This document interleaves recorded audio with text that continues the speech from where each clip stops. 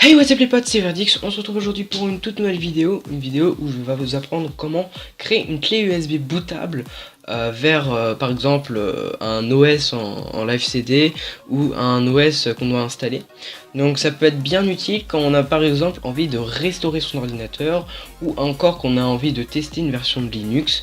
Donc ça peut marcher avec tous les OS possibles, Linux, Mac. Enfin les Mac c'est des formats DMG donc je suis pas sûr, et bien évidemment Windows. Donc pour ceci en fait il faut déjà télécharger un ISO.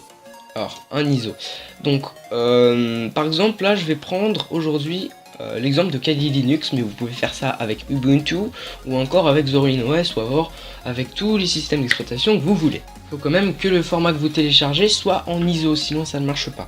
Alors bon, on va faire ça avec Kali Linux. Donc là, il nous propose des versions avec 64 bits et 32 bits.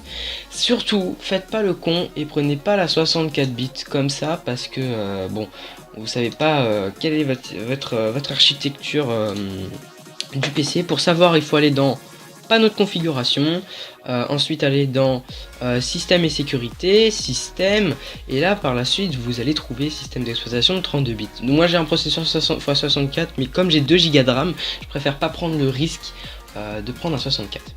Donc là par exemple, donc je clique sur ISO. Donc vous pouvez aussi prendre un torrent, donc il faut télécharger du torrent, mais moi je vous conseille quand même un téléchargement LTS, donc direct en gros. Donc moi comme je sais que je suis sur 32 bits, je clique sur 32 bits ISO, j'enregistre le fichier, je fais OK. Donc comme ça prend un peu de temps à télécharger, je l'ai déjà téléchargé en avance, d'ailleurs vous pouvez le voir. Donc je vais faire un pause et je vais faire tout ça. Voilà. Pause et annuler. Donc là ce qu'il faut faire en fait c'est très simple, c'est télécharger un petit logiciel qui s'appelle Rufus. Donc là vous cliquez sur Rufus 2.11. Donc ça peut changer, donc vous prenez la police la plus grosse, en gros la version stable, vous cliquez dessus et là vous faites enregistrer le fichier, voilà, et là vous le lancez. Donc là ça nous demande les droits d'administration, vous faites oui, et là ce que vous faites c'est très simple, c'est que vous allez prendre votre ISO que vous avez téléchargé tout à l'heure. Là vous allez prendre une clé USB, la brancher.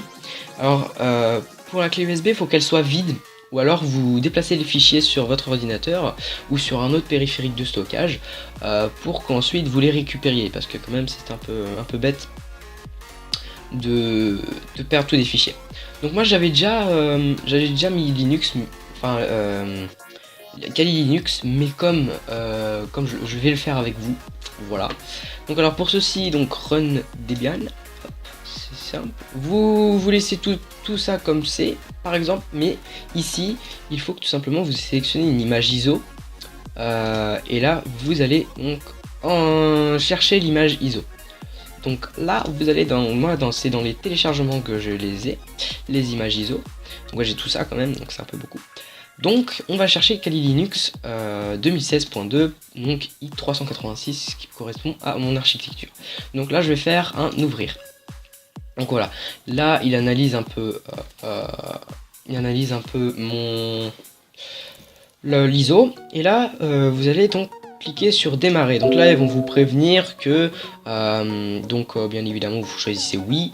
Là ils vont vous dire donc écrire en image ISO, voilà. Et là attention, toutes les données vont être effacées, donc là vous faites OK. Donc moi j'ai des trucs dedans mais ils vont être effacés par le logiciel, donc c'est pas un problème. Donc là faites pas gaffe, hop, normalement vous n'aurez pas ce message.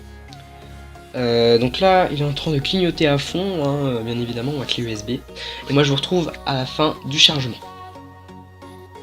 Et tout le monde, lorsque l'extraction du fichier ISO dans la clé USB est finie, vous pouvez à présent fermer le programme. Et là vous allez faire un dernier truc sur internet, c'est que vous allez rechercher la touche du BIOS sur votre carte mère. Donc moi je fais HP BIOS Et tout simplement, comment accéder au BIOS? Là on trouve plein de choses. Donc moi je sais que c'est F10, mais pour vous ça peut être quelque chose d'autre si vous n'avez pas la même carte mère que moi. Donc voilà, je sais que c'est F10 parce que j'ai fait une recherche l'autre jour et ils m'ont dit que c'était F10. Donc voilà. Et si vous avez si vous avez un espèce de... De toute façon je vous montrerai un espèce de truc de démarrage, en fait vous n'avez pas besoin d'aller dans le BIOS, et ça c'est plutôt cool. Donc voilà, donc là je sais que c'est F10, mais vous faites avec votre marque de carte mère, voilà. Et là vous allez donc fermer internet, vous n'en avez plus besoin.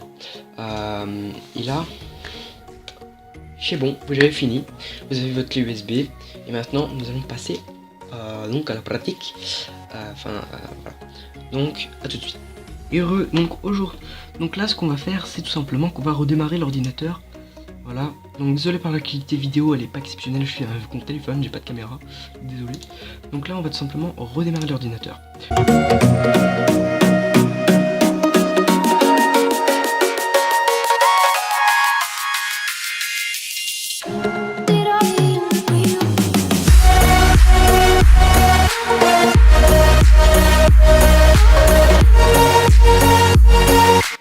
Et là, quand vous allez, donc voilà, là si vous avez un menu de démarrage, vous le sélectionnez. Si vous n'avez pas de menu de démarrage, vous devez accéder au BIOS. Ou alors il sera présenté de cette manière, ou alors il sera présenté de cette manière si vous avez une carte mère un peu plus récente. Donc si vous avez une carte mère un peu plus récente, c'est très simple, il vous suffit de déplacer les icônes pour que l'USB soit en premier. Enfin, dans le BIOS ancien, il faut que vous regardez un petit peu les légendes. Et là, ou alors avec des touches fonctions, vous allez remonter l'USB pour que, en gros, la carte mère, elle boot directement sur l'USB. Vous n'avez pas besoin d'aller dans le BIOS. Donc là, là tout simplement, voilà, le menu chargement digitalisation. En fait, ça va nous afficher tous les périphériques qu'on a.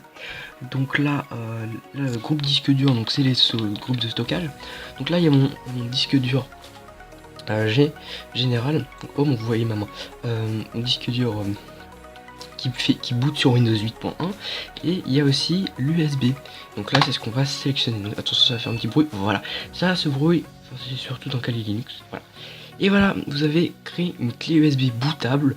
Donc là, vous pouvez, je peux faire un live CD, je peux installer le système d'exploitation, je peux faire totalement tout, hein. Mais voilà. Voilà, j'espère que ça vous a plu, que ça vous a été. Et moi, je vous dis peace à la prochaine. Salut.